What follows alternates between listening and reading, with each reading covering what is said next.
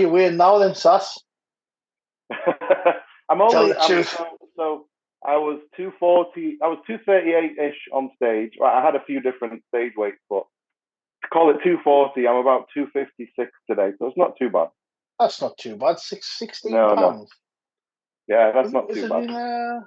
Is it a week, Sass? Or is it 2 weeks? Sorry, the weeks have just been. It's been 1 week today was Spain. Yeah, 1 week was my last show. Because you've done that many shows, Sasan. It's hard to keep up. I know, mate. Is it 5? Even 5 or 6? 6. Yes.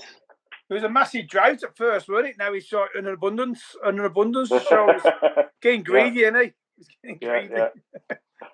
Yeah, we had this chat, Sasan, didn't we, where everybody's saying, like, oh, yeah, you know, the pros aren't competing enough. And now you'll get Sasan like, oh, Sasan's competing too much. He's going to burn himself out, blah, blah, blah. You just can't really win, can you, unfortunately? No. But to be fair, they can't even say that because my last show was probably my best one. Yeah. So there's no burning out just yet. I could have probably carried on, I think. I was actually going to ask you that, Sasan. So out of all of the contests, you've just answered it, really. You thought that the last one was the best look, yeah? Yeah. Yeah, I think it was a really good balance of the fullness that I constantly was trying to bring. Because I obviously, I'm known for the super sharp condition, but that brings that takes away fullness from, especially my chest, my triceps, and my lats. Yeah. So I lose a couple of shots when I come in completely dry to the bone, and then when I try and get those shots fuller and come in a little bit bigger, I lose that signature conditioning. So for me to find that really fine line was so hard. But I think the last show we kind of just about touched it for the night show. I think that was my best look. So you know, in Cali, did you purposely come in fuller because it's known for like fuller guys at that? You show? mean do you mean New York? Yeah, sorry, New York. Yeah, Cali's the total opposite. Cali's like the streamline look, and then New York they're like bigger, fuller guys. Yeah. Yeah, because obviously we did Detroit and Steve-O, where I lost to Bonac and Andrew, who were both fuller, bigger, but softer.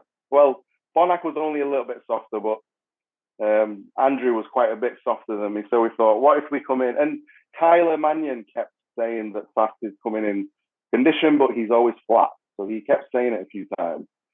So we thought we'd come in bursting full. So we actually came in 10 pounds heavier than Steve-O. But it obviously took away my deep cuts and detail, especially in the morning.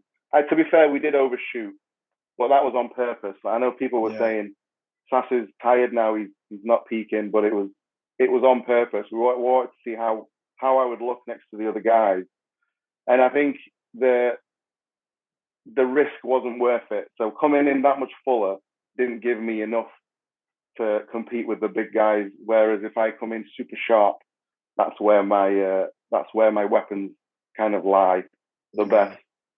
So, but the New York night show, which there isn't many pictures of, was actually a much better look. We took 5 pounds off from prejudging to night show. And for me, that was probably my second favorite look, but there's barely any pictures because they didn't really compare us that much in the night show.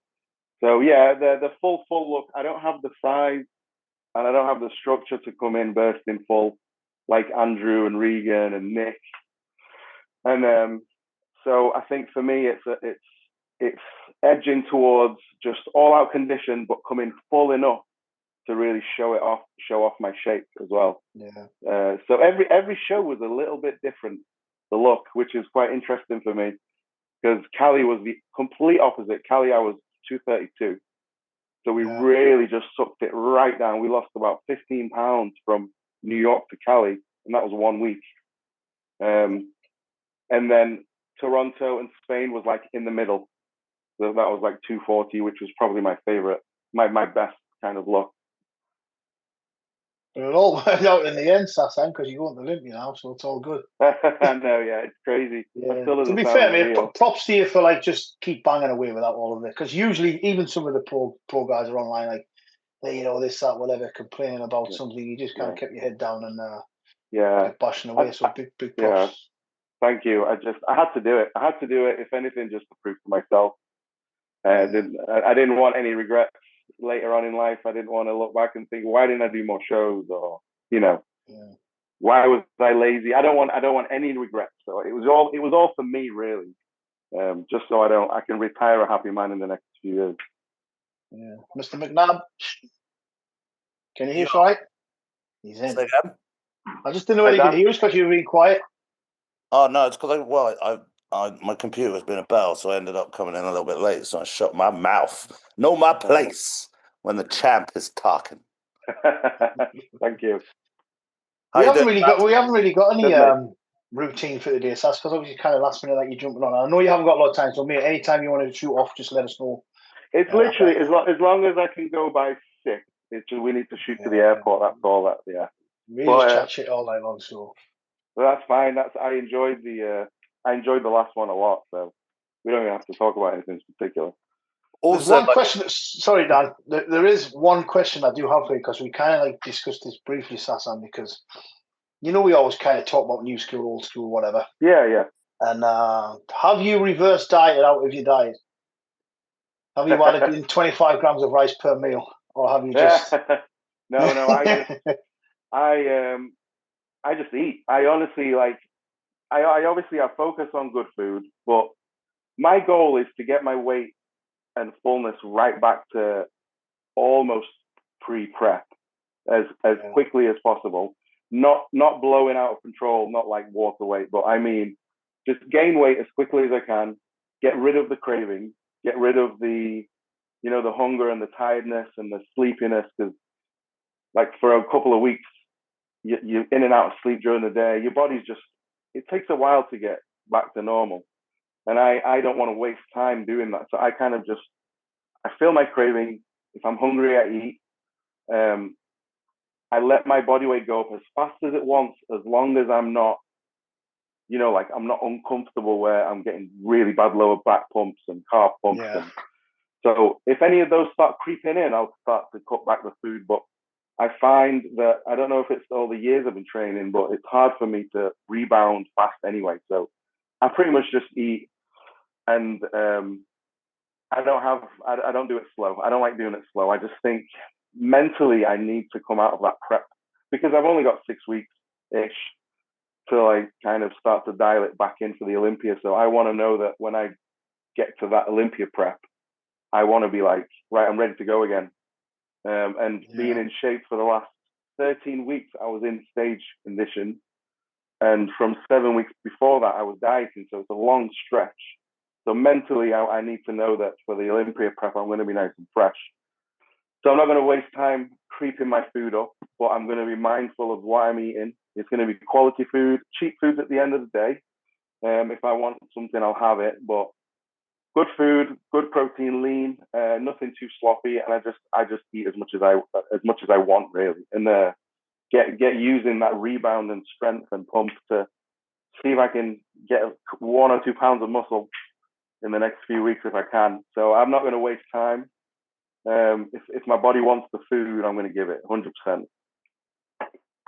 It's funny you say that, Tass, because I had this conversation about when you were younger and you used to get the massive moon face when you did a supplement cycle. Like as you get older, that kind of goes away, doesn't it? And then the same with the post-show rebound. It's like, it doesn't matter how much food you eat, it never tends to be as bad. I guess because you have more muscle, I guess. I'll answer your question there. But yeah, when you were younger, you would just pig out and you would just be ill. Like the weight was straight away 20 pounds on. So, I think it's that young, receptive body, responsive body, isn't it? It's just a lot more fresh back then, so it absorbs everything even more and holds on to it. I used to get fat, just really fast fat, just turn to actual shit, like so fast. I always remember Jose saying about like 2 days after the show, he didn't look like he even bodybuilder. Like it's funny from Jose. No, I mean my face still moons out, but I think genetically I've got a chubby face. So even in between shows, when I would go up a couple of pounds, my face would look like it's back to off season again all of a sudden. But it also depends on my prep. If I've had to do a ton of cardio and super low carbs, I find I rebound way more aggressively that I have to try and control it. Whereas this prep, we barely did any cardio. Carbs were nice and high. So I think because my food never really went below like 4,000 calories the entire prep, it's hard to rebound that hard anyway. The only rebound would be from the mild diuretic use. That was probably the only thing that made me bounce back water-wise, kind of. So, but my body was so used to being in shape and on 4,000 calories, it didn't need anything, you know. I didn't crave that much, to be honest. So when you say no cardio, Sas, do you mean for the last contest or the whole kind of time you've been dieting for all the shows, etc.? So it took me 8 weeks to get ready for Detroit. During those 8 weeks, I only really did an easy walk on rest days, which was 1 or 2 days a week. And then Chris had me do 20 to 30 minutes cardio on a training day, literally a handful of times from 4 weeks out. Barely anything. It was a really weird prep. Like the carbs didn't go below 400, 450. We ended up actually pulling T3 out at 4 weeks out. He tapered it down and then he pulled it out. So we didn't use Clen. Like it was just, I don't want to say easy, but it felt like my body it got lean very, very compliantly. It was a very weird prep for me. It didn't feel like I was prepping. Even 2 weeks out, I felt like I was still absolutely fine. I think that's why I could do so many shows. I felt so fresh. The only thing that was making me feel tired was the travel. The diet, the training was absolutely fine. The day before the show, I was still training hard and heavy. I was absolutely fine with it all, which I think showed on stage. Yeah, that's crazy. Across 6 contests as well. Yeah. I was always the guy who would do one show and I was done with it. Like I was completely dead. I didn't want to do any more cardio. I didn't want to look at diet food. So this was a complete 180 for me prep wise. I was enjoying the shows and I was ready to just get back on the next flight to the next show. I was just hungry to keep going. And I think that's why I made it through the 6 shows quite easily, I think. Yeah, isn't that mental? Because how long did you have off, Sas? Was it 6 years?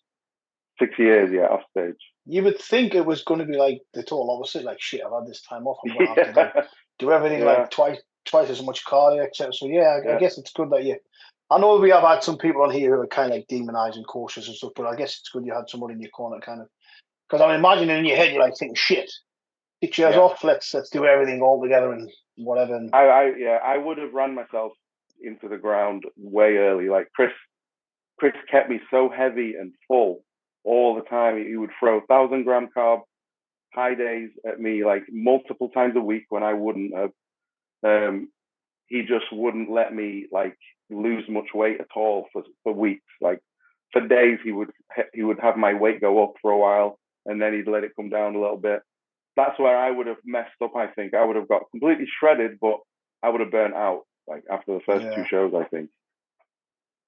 Yeah, that's a bit of motivation for Dan because he's how many weeks out now, Dan? 13.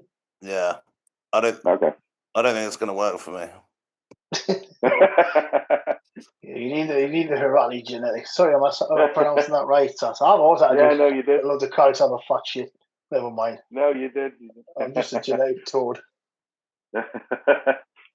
Actually, Sas, I'm pretty, because I was just skimming through Instagram there. I'm pretty sure. Are we just getting a new car, a new whip? I did. I knew you were into the cars and stuff, but that's anyway. I'll let you speak about that. Actually, that's a major upgrade, isn't it? It's a huge upgrade. So I've always been into cars since I was a baby, and I think I never really thought I'd be able to get something like a supercar or a McLaren. You just don't think. Even now, right now, I don't believe that that's mine outside. But I was doing these shows and I thought, I had the Mustang. It was all paid for, and I was wondering what I would get next for the last few months anyway. And then I was doing these. Hey. So that was me sneezing. Sorry, mate. It's Leroy with his hair fever. Yeah, I've got it. It's hard now. It's horrible right now. So I think I was just about to do New York, and I was tired. Like the gap between FIBO and New York was like 4 or 5 weeks. And I was trying to hold condition, and I was getting a little bit irritated. So I thought, I'm going to treat myself, and after New York, I'm going to rent a supercar for a weekend. So I was texting around. I texted my friend Rick, who's got a McLaren. I said, Rick, do you think McLaren would let me hire one of their cars for a day or two? And he said, oh, I don't know. I'll put you in touch with my salesman friend who works at McLaren Manchester, which is near my house. He said they might let you take one for a day. So I said, oh, okay. So he put me in touch with this guy called Ben. And I said to Ben, so I acted like I was interested, so they would give me a car for a day. So I said, I just want to know if I can fit into one of these McLarens because I'm a bigger guy. He's like, all right, well, after your show, I was in Cali at the time. He said, after your show, come down to the showroom. We'll see if you fit in one of the more luxury models we've got. So I went to McLaren, and then he gave me the keys. He said, just take this for a day if you want. Drop it back off later tonight or tomorrow. I was like, okay.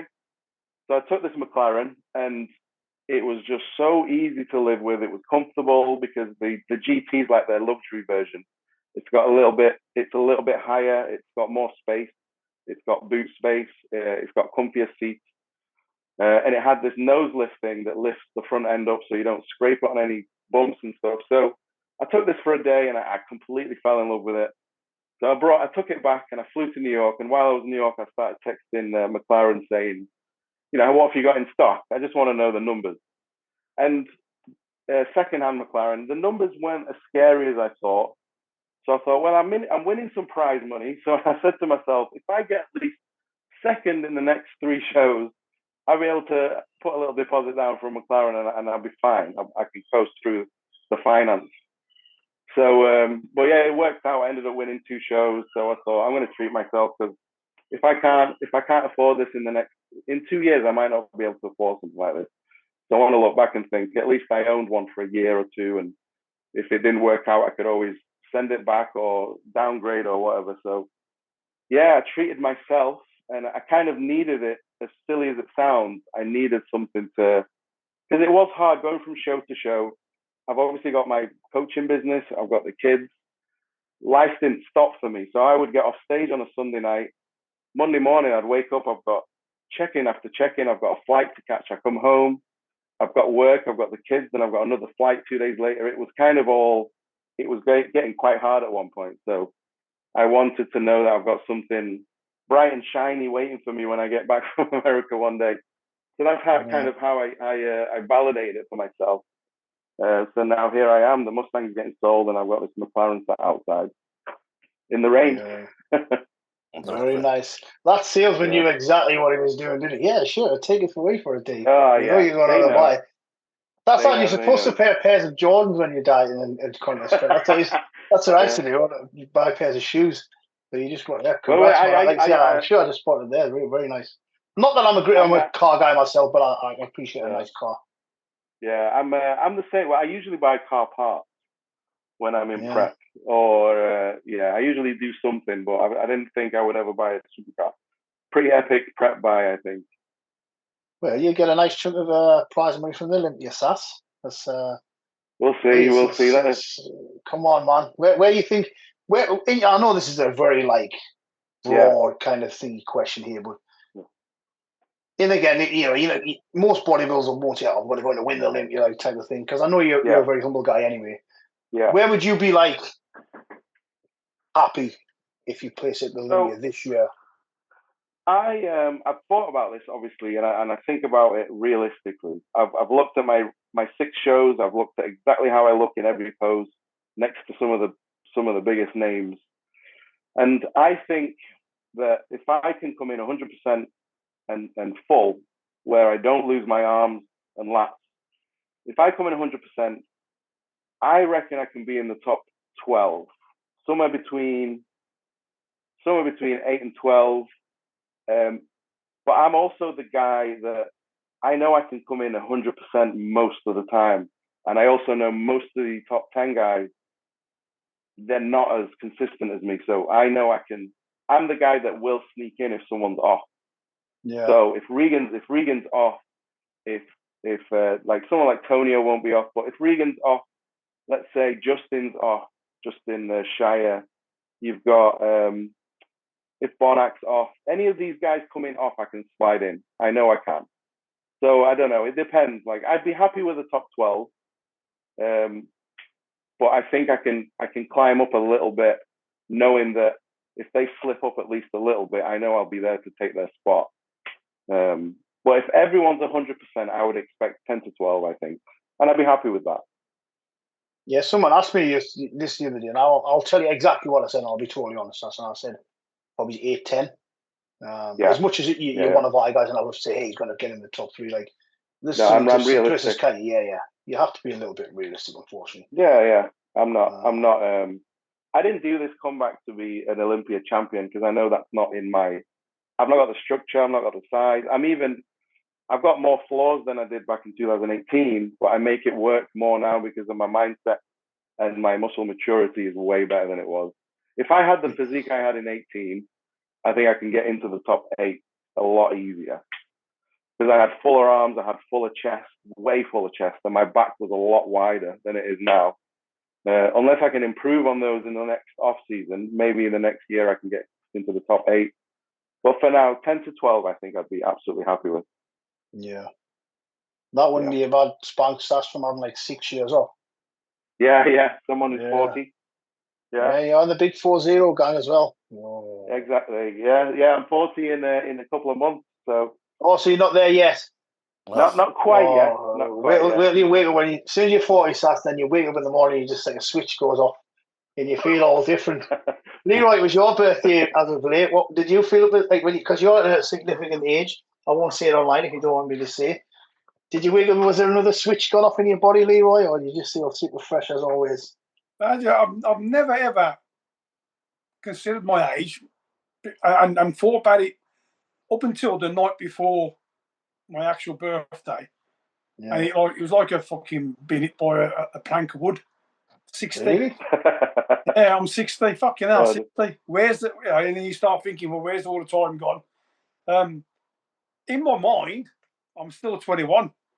You know, I've got the back of an 80-year-old, I've got the knees of a 75-year-old, I've got the elbows of a 90-year-old, but in there, I'm still 21. So, age is it is a number now. Obviously, if you dwell on it, you'll start having problems. I mean, 40. That's a young whip at the moment. Yeah, it's still at 40. You know what I mean? Doesn't feel it. You got the Masters Olympia to go next year or the year after. You know what I mean? Yeah, that's true. What is the Masters actually? Is it 40 or 45? Well, it was 40 when he first came out. I don't know. It's got the retirement age. I don't think they keep fucking putting it up. Yeah. I know Lee Powell's doing it, isn't he? UK guy. Lee Powell's doing the Masters. Oh, is he? All right. Yeah, Lee Powell's doing it. I think it's in Japan. I don't know why they've chose Japan. Yeah, it is Japan. Yeah, it is. So you're going to smash in the top 8. You're going to get that prize when you just pay McLaren off. You'll get a new exclusive sponsorship deal. You'll upgrade. You just cruising on anything you like. Like I say, I was going to say to Dan, did you have any questions? But we literally didn't put anything up about this one because we kind of got it last minute. Well, I wrote my own questions, but I literally I knew Dan would have some questions. I knew that. Yeah, but here's the thing: is that I came in with them being answered because mine was like, which look this year was your favourite? How did you stay fresh for all the shows? And is there anything that you would change or utilise? That's what I was really late, Dan. Sorry, you were late, and it was already happening. I guess like the only other question I had, which doesn't necessarily need an answer, is like, how many years do you kind of see yourself doing it for? Do you think there's an end point you have in your mind, or is it like when stuff starts to kind of backpedal? Yeah, that's a good question. I ask myself that all the time. I've kind of like going back. I've taken my career in very small steps, even from day one. So I think what I think now is I'm at least doing next season. I'm 100% doing the 2026 season because after those 6 years off, I hadn't had an off season, and last year I had a 6 months off season where I gained 10 pounds of stage weight. So I want to know what I can do in another off season, mainly focusing on my back width. My back shots are letting me down a lot. So I want to know if I can bring those 2 shots up and win even easier, like not easier, sorry, win more shows, close the gap a little bit more on those top 6 to 8 guys. That's my goal for next year. If I can bring those weak shots up and I feel fine in myself next season, then I might do 2027 and then stop. But I don't want to go too far into my 40s because I have the kids, and these 6 months, it's been great in terms of obviously my career, my business, and eventually for the kids it will be, but it's also taken me away from home a lot, and it's been hard on Leanne, so it takes its toll a little bit, but it's paying off, so I've got no complaint. But in terms of age, I reckon 42 would be my 42 would be my limit, I think. It all comes down to how I do. If I can't make those improvements next year, and if what I've lost is because of age, then I might even retire at the end of 2026 because I don't know if I see the point. The other part of the goal was me and my sponsor Jordan were texting a few days ago, and I'd love 10 pro wins under my belt before I retire. So if I can squeeze 10 pro wins next year, by the end of next year, then I might even call it a day then. I'm going to hear that now, so sorry, forgive me, I'm not good on stats and stuff. No, I'm only at 2. I'm still a baby. Oh, so are those the first 2? Let me think. Did you not win Cali one year? Nope, second place. Another one, shit. Oh, you must have had a few close seconds then. I've had 6 second places so far. Yeah, I know. I'm thinking, shit, I'm sure Sasans won some pro. That's probably why, because you're getting on the close seconds. You're the Chris Cormier with the UK. I'm literally, I think I am Mr. Second Place. I know I've got a couple of firsts now, but I dominate that second place chat. You're not Mr. Second Place now for you because she's qualifying on the Olympia. Yeah, when you mentioned the kids thing, it is a big deal because I was kind of coming to the end of my full career, whatever you want to call it, but my daughter was just born. I mean, I did have 2 stepkids who were a little bit older, but I would find it very difficult to keep buzzing off and leaving my kid at home. Because they're changing. They change so much. You go for a long weekend, you come back and they do something new, and you've missed it, And don't get me wrong, there's a lot of dads that rarely ever see their kids because of their work. So majority of the time, I'm in my office, I'm at home, but it's still. But what I'm doing is paying off. It's not like I'm coming 6th to 10th for every show. It's not a waste of time. So I'm kind of taking it. Yeah, it's definitely paying off. And my son loves seeing the medals. I think it got to the point where I was coming home and he said something like, "Have you got another trophy, Daddy? You've got too many," something like that. And he likes them. He likes knowing that I'm a winner. Yeah, it's obviously very beneficial for your family, because you know those guys who literally sell everything to compete in a contest. Yeah. It is a bit nuts, isn't it? Sometimes. It is. It has to be financially. It has to make sense for me. I'm not at the point where I can just fly around the world out of my own pocket, making no money. The passion doesn't go that far for me anymore. It has to be rewarded at this point. Yeah, it's that old saying, isn't it? Passion don't pay the bills, and it's awesome watching all these kind of motivational channels on YouTube and Instagram saying, "Hey man, it doesn't matter if you got no money, you're part as long as you're fulfilling your life." And still got bills and children to look after. So in the real world, I get it, Sass. Dan's still in that way. Dan's just drifting along. He could sell his motorbike for growth hormone at the moment, and it doesn't matter because he's got no kids. Yeah. If I didn't have kids, that would be different. Definitely would be different. Yeah. Well, seeing that, Sass, McLaren's not exactly a family car, is it? How many people can you have in a car? Stuff the kids in the booth. Get them in the booth. So yeah, I've got 1 booster seat, so one of them can come with me at a time. But we've got a Ford Cougar for the family car, so that's covered. Yeah, I thought you had some crazy suit look like Ford or something. No. I had a Ford Mustang. Sorry, I'm crap at cars, Sass. No, it's fine. We had the Ford Mustang's getting sold, and we've got a Ford Cougar SUV for the family stuff. Yeah, but she might want to. She might just bought a McLaren. Yeah, I lost you a little bit there, Sass. So actually, is the missus allowed to drive the car then? Yeah, she can drive. I think she's just too scared. All right. Because most parrot heads are like, no, the missus is not allowed in the car. No, she's a better driver than me. Sorry, my headphones have just come out. Can you still hear me? Yeah, I can hear you fine, mate. As long as you can hear us, all right. Yeah, she's a better driver than me. She just does. I think she's just too scared to drive it. If she totals it around a lamppost or something. Yeah, she'll be the one that never. She never curbs a wheel or anything. No, we've got a little bit of a wonky connection. There, we're back. Are we back? Yeah. Yeah. So you've only got like 6 weeks then Olympia preps us. Yeah. What's the plan then? Yeah. So I've got 16 weeks to the Olympia. So I'm going to use about 6 to 8 weeks to push my weight back up, just fill out and try and make some improvements if I can, and then do an 8 to 10 week cut. Because I know I can be ready, even from a full-blown off-season, I can be ready in 8 weeks. And that's without really aggressively dieting. So I think I can afford 6 weeks at least to get my food nice and high, because my body needs to see that. I mean, towards the last show, my body was becoming quite stubborn. So it didn't want to dry out as much. You can just tell when your body wants to go up instead of down. It had enough. So I need to kind of reset all that and see if I can work on my lats and my arms a little bit to fill them out over these next 6 weeks. See if we can bring a slightly more balanced look to the Olympia stage, because I'm still quite bottom heavy. So if I can balance that out a little bit and come in as sharp as I know I can, then I'll be happy. So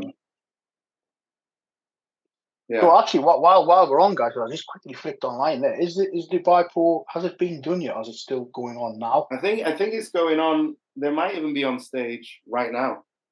Who have you got for the winner then, Sass? Top three. Top three. I want to say Behruz or Nathan for first, just because I know Nathan is going to bring the condition, and he looks bigger on stage. Going off Instagram, I think Behruz, and obviously he won it last year. He's got an outstanding physique, and I don't think anyone else will be able to really take him out shot for shot. I think Bonac is amazing. He's also consistent. So I would have him second or third. I would go Behruz. I would go Bonac or Nathan for second and third. Then Tonio, and then Zilla. Is it Zilla?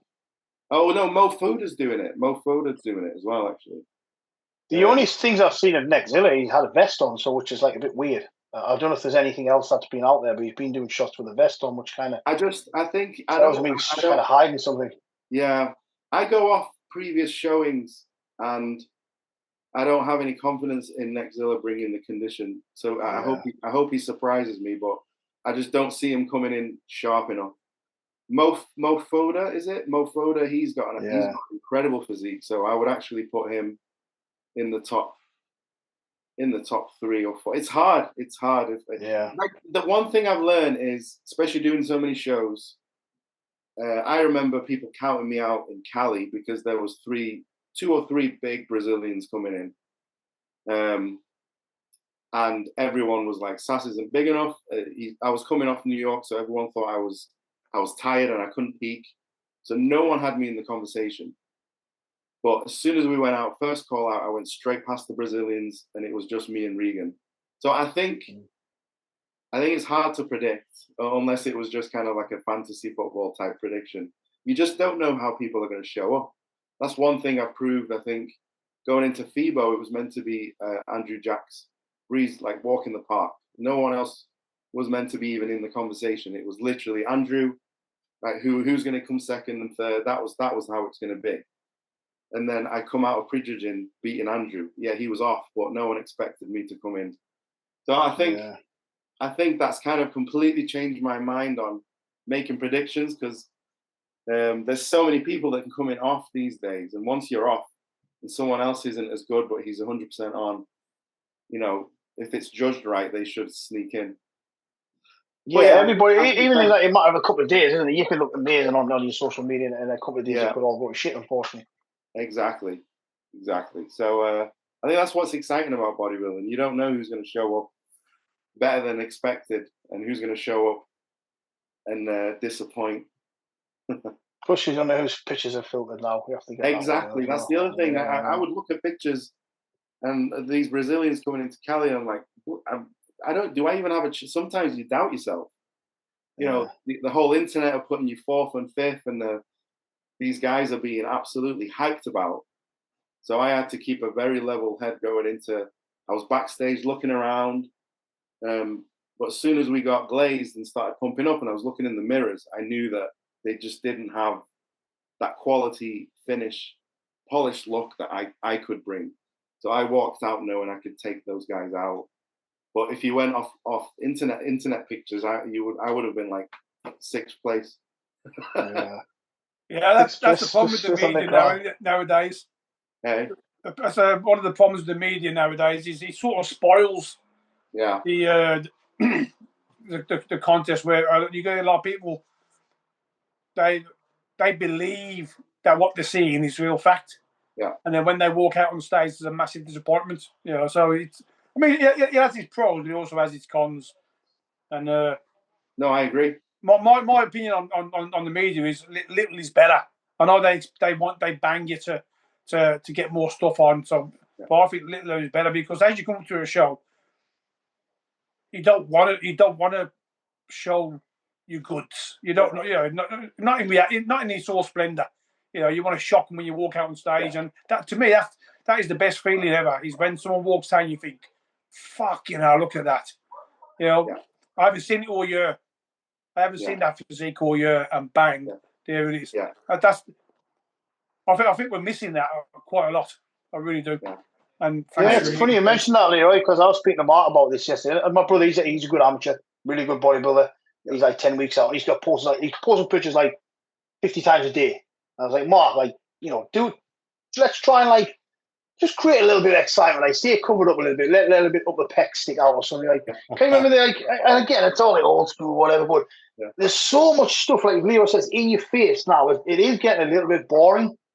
Like, I would love to see someone like covered up in a fucking fluffy shirt, showing us what they look like. It's just literally a week out. Because you remember when Dawes used to say about like leaving his tracksuit on them like in the last minute and all that kind of stuff. I love all that kind of stuff. Don't get me wrong. Like Leroy says, it's great. You're seeing all the guys, what they look like and stuff. But it's just like, sometimes I'm like, hey, like you just said, Sass, let's just see what it looks like on contest day and see what happens. That's how I've always been. I to this day I get told off for not posting enough, because I will post because I have to. I don't like posting after the show, but leading into a contest, I find it hard to post updates, because A, I don't want to show what I've been working for, and B, I know that's not how it's going to look on stage. Like, for me, I've always been a stage bodybuilder. When I do progress pictures, that doesn't translate to stage, whereas a lot of other guys, they look amazing in the gym, and everyone makes their mind up because of their gym shots or in the mirror. Whereas with me, I feel like you don't see the whole overall, the complete picture until you're tanned, you're glazed, you're pumped, you're dried out, and you're carved up and you're on stage. Like, all that peak week stuff, it leads to those few minutes on stage. That's where the judgment should be, not the night before, not 2 weeks before, not the morning after the show. I feel like it should be all judged on that one day on stage. And I feel like outside of that day, it doesn't matter how you look, because, I've proved this season. I've shown up and beaten guys who online should have really beaten me, because they looked phenomenal. So I think it gives the game away a bit. It makes it less exciting. And I think seeing someone's progress pictures every day, you just kind of know what to expect almost. It would be so much better if they did less posts, but made sure that the live streams were actually like good. Good, yeah. Like, if the live streams, like, it's 2026, if they were like absolutely you know, and also like not mental money. Like, I like a live stream. I'm probably going to watch 2 classes. Do I have to spend 50 quid? Like, are you tight ass? 50 quid, the price of a Domino's. No, don't get me wrong. Like, I'll pay it, but I just feel like demographically they'd actually make more money if it was less. Otherwise, otherwise everyone's just looking at who's got a live stream on their phone. Yeah. Looking, you know, obviously it doesn't translate like into a live stream perfectly, but it's a lot better than staring at your phone. Yeah, I feel like if you guys saw Detroit, that was like, I know that was a free live stream, but they had the black background, they had really good lighting. Like, they had everything set up so that our physiques were shown properly on the screen. And I feel like if just more shows did that, then it would bring a bigger audience to us anyway. Mm. Yeah, that was my favourite look of yours this year, Sass. Maybe it wasn't your favourite because in person it might have looked better, but maybe just it was because the lighting was so good, etc. It contributed a lot. Detroit that was my favourite one. I think Detroit was a lot of people's favourites, and a lot of people. That show is the one second place where most comments I get say they had me winning. I think I was obviously fresh off. You know, I hadn't done any shows yet. My body had a bit more pop. It was staying fuller, easier, and it was drying out really nicely. I think out of all the peak weeks, that was definitely the easiest and smoothest one. And I think it showed on stage. After that, the travel was catching me every time. Every peak week, we had to aggressively pull. We might have had to use a bit more diuretics. We might have had to, like, by the end of it, I had to have salt and fluid really high. Otherwise, I would have just completely flattened out. And when you have salt and fluid high, it means you have to use a few more diuretics to pull the water out. So it was becoming really hard by the end of it to get that perfect peak. And it was showing in my physique. It looked quite tired. So I think that's why Detroit and FIBO was probably my 2 most consistently good looks, I think, definitely. So what does like a perfect peak week look like if we took FIBO, for example? Like which is where I guess it worked like how it was supposed to the most. Can you give us an insight into what that would look like? Yeah. So FIBO will go back to 7 days out. From 6 days out, Chris would cut carbs a little bit below. Like, say, my lowest carb day, my carbs were at like 350, let's say. On the Sunday before the Saturday show, he would cut down to, say, 250. And then fluid and salt would just stay relatively high, nothing higher. Like, it would be like 8 liters of fluid a day and about 1 gram of salt per meal. And carbs will cut down to about 250. So we wouldn't deplete and we wouldn't water load. So Monday and Tuesday would be, say, 250 carbs. Wednesday would be travel day. So he'd cut down to about 100 carbs because I'm flying. On the Tuesday night, he might put in a little bit of aldactone just to cover me for the flight. So we fly Wednesday night land. I'll do some pictures. Carbs stay low on Wednesday. So Thursday is the first load day. So he would go up to 700 carbs. And fluid would go from, say, 8 liters down to 5. And salt would go from 1 gram down to half a gram per meal. So fluid and salt would be relative about half. And carbs would be like tripled pretty much. Friday would be near enough the same as Thursday. If anything, we would taper off the water a little bit more. We'll go to, say, 3 liters on Friday instead of 5. And then Friday night, we'd drop a few more diuretics, a little bit more if needed. So he would ask me for pictures every other meal, sometimes every meal, with my body weight. So he would get me to a body weight where I looked perfect, and he would hold that weight. So I hit that weight on the Friday morning, which was about 238. So he would aim to hold me at that weight for the rest of the day. And then in the morning, I'd fill up to that weight, and then he'd hold me at that weight for the day. So fluid went down to as low as 3 liters. So nothing crazy low, but low enough from 8 liters for me to feel thirsty. And the salt on the Friday would he'd take the salt out on Friday. That's the only thing he did different. But carbs were still at 700. If anything, they crept up to 850 on the Friday. And then that was it, really. So nothing crazy, nothing extreme. So just cut down the fluid and salt a little bit, increase the carbs, and then use diuretics if and when to keep my body as sharp and dry as. If he thought he could pull a little bit more without flattening out, he would add a little bit more diuretics. But would you only use aldactone, or did you have diazide? No, we'll use like a quart diazide, maybe 2 or 3 times over those load days. Okay. So I knew Chris was still big on aldactone. Funny you mentioned that, because I know Chris. Yeah. Not many use aldactone anymore, do they? I know Chris was still big. No, he likes to have it in almost early in the background. Yeah. Unless someone flattens out super easy, you won't use it. Yeah, it's bad for if you go flat on it, you kind of can't get it back with aldactone, can you? If you do go flat. Exactly. So he'll recognize that early before he causes any harm, and then he'll either keep it in or pull it out. Interesting as well, because a lot of guys do this. Again, I know Chris is really old school. I hate keep using the term old school, but a lot of guys will increase water as they go to the show, not lower it these days, and the kind of loads a bit early. So yeah, it's interesting to hear that he's still kind of doing it the old school way, if you like. He is. The funny thing is, every peak was different. So by the end of the 6 shows, we were actually loading up on salt and fluid at the early part of the week. I would do like 12 liters instead of 8. And we shoot up to 2.5 grams of salt per meal instead of 1. Yeah. And then he would pull it back down to where we would usually cruise at like 8 fluid was at 6 to 8 liters in the last 2 days, and salt didn't go below 1 gram per meal. If anything, he would bump up the salt if he sees me flatten out, because I would flatten out easier towards the end of the shows. So with Chris, he will change what he's doing on the fly if he thinks something's going on. That's the good thing about him. He will completely flip the switch.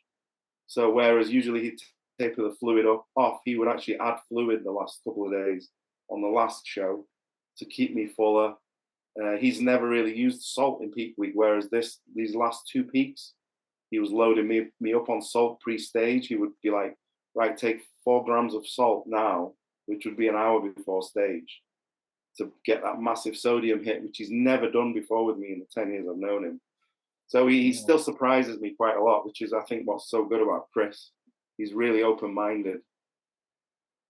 Yeah, I've heard that about Chris, that he can just literally change something like, why is he changing this? And is it works type of thing. You can't ask him why. He will say that he's just winging it. I guess that's what's called just having a good eye, isn't it? And being a good coach, I guess. Yeah. Well, I'm very aware that it's nearly 6. Dan wants to answer a question in. Sorry, Thank you. No, that was just capping off that. I guess when you've been doing it that long, intuition. Yeah, that's it. What I mean, like playing an instrument.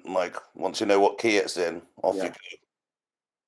Yeah, that's the thing, Chris. He kind of he knows what your body's telling him. He's really good at reading the body. He will never have a method set to use on someone. He kind of he sit backs and he watches what your body's doing with the current plan. And then once he knows the direction your body's going and what it's trying to do, then he'll start trying to manipulate it with however he thinks fits. And it could be different every single time. Every prep has been almost different with him. Yeah, that's awesome. Thanks for the insight, Tasso. Hello, Ron.